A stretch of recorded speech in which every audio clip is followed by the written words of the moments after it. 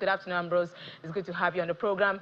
Ambrose, it's good to see that the markets are reacting to all of this, but looking at Nigeria's NGX, we see that the stocks that brought down the market were mostly the oil and gas stocks and the stocks in the banking sector. But we see O&O dropping down there. We also see stocks like Total, except for Total, which had a gain at intraday. What is happening with the oil and gas sector? Are we seeing sell-offs because of the 14% U.S. imposed tariffs on Nigeria, saying that we are, crude oil dependent, and that's our major exports rather? Yeah, for me, what is unfolding generally in the market and the economy globally is not because I believe that Trump have just triggered opportunity that will also make some economy, also mind some economy. But I believe that for the market that are really, on the red, so yes, last week we saw like a bloody market, or call it a, bloody Friday. That to an extent, then most of the matured economy, put Nigeria is not left behind as we speak now. But the beauty of it is that many investors and also corporate bodies are looking inward. How can they take advantage of the pullback?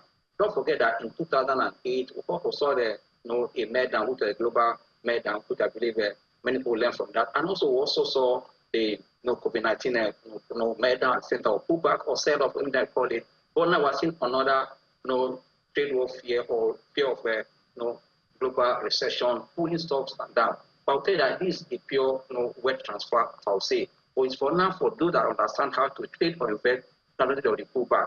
Yes, it's not time to say we are buying the dip, because we don't know how far the market will go down.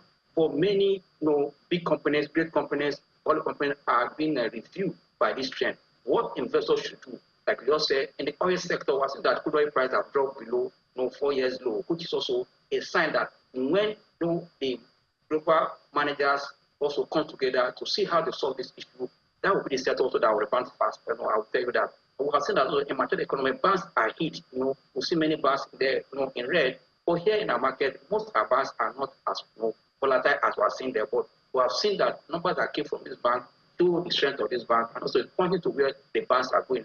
For me, I believe that it is a test of what opportunity that are going to the market, and also a test of the kind of economic managers or policy makers who have in Nigeria, to see that how they can take advantage of what is happening to take Nigeria to the next level, not to lament. Because if a real manager or policy maker give you time now to think, how can I make policy that will put my economy in the right? Because I said earlier, this trend will mark or make some economy. Now, let's take advantage that Nigeria, well, yes, we don't depend more apart from our crude oil. It is time that we are seeing some sectors in Nigeria coming up gradually. It's not for government to boost those sectors so that we also can also become an exporter. But I believe that most mature economy will be looking at the new market and new place. Also like us, let's look at also where will be our new market, where are we going to strengthen our own economic strength for us to also compete with what's happening in the world. I believe that what is happening is for us to take advantage of it at this time.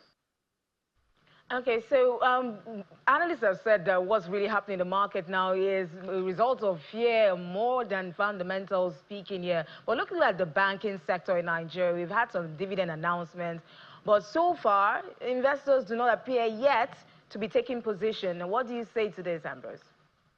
No, like I said, anywhere, anytime, any day, anywhere in the world, fundamental and technical is what a successful investor or trader have to combine to make decision.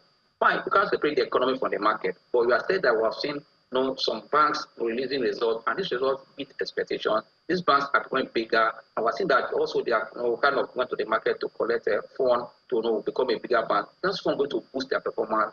Now that most of them are holding structure, I see a bank that are institutional that are coming with a bigger opportunity to make money. For me, whether the economy is shaking or global economy is shaking, financial sector will remain the engine of any economy approach. That means we must pay attention to it. Any pullback in this market is an opportunity to buy into value. Even though most of them will increase their share in because of the primary activity, the numbers they are putting will support higher price going to the future. Even when policy direction changes of monetary policy, I think that these banks are ready to make money, because if they are sitting on what hot money now to run. That's why I said earlier that police managers or economic managers of Nigeria or policy makers should look inward, because if we're having a financial sector that is still on kind of money the economy, what we are saying now, we need to make policy that to drive your own economy, not seeing what they're on that, because this time now, if the economy is on their own, That's why you see that China trying to look inward, Europe, and the next Nigeria also looking inward because of what we are seeing. Because this fund that the banks are raising an opportunity for us also to drive the 1 trillion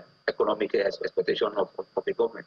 Okay, so Access Bank lost about 1.65 kobo at intraday, and I will say waiting on Access Bank's dividend announcement. Why do you think investors are taking profit or selling off on the stock ahead of that dividend announcement? Is there any particular reason? Yeah, actually, the ones that have announced with dividends, we have not seen those kind of fantastic reaction to them. But for assets that have delayed this time, that is market for you. Sentiment will be there. Not that assets is going under one problem or the other or under stress. No, it's just market sentiment. Our eyes on assets result. Pull back from an asset is an opportunity to buy into value because I see assets, going, what would I put it? Going beyond expectation. Why? Because they have come out to say that 2025 is is the year they are stopping all their acquisition so that they start getting value for investors. If that is true, I tell you that by 2026, numbers that company assets will change. Then they will now spend less in acquisition and now look at how to solidify the operation they have across Africa and Nigeria and other domain. I believe that this is also going to buy their bottom line. Any pullback in assets is an opportunity to buy into value. Okay, so obviously I'd say the market will close in the red because of the numbers you're seeing. But what are your expectations for this week, Ambrose? Yeah, for me, the market, like you just said, the market will be in red today. But I believe that for the week, we're going to see also kind of oscillation in the market. Also, market might likely close there because the first quarter that will change the trend, going to start hitting the market are from the third week and the last week of April. I mean, I see the market closing red for the week. Thank you so much, Ambrose Amodion, Chief Research Officer, Invest Data Consulting, for joining us on Business Incorporated.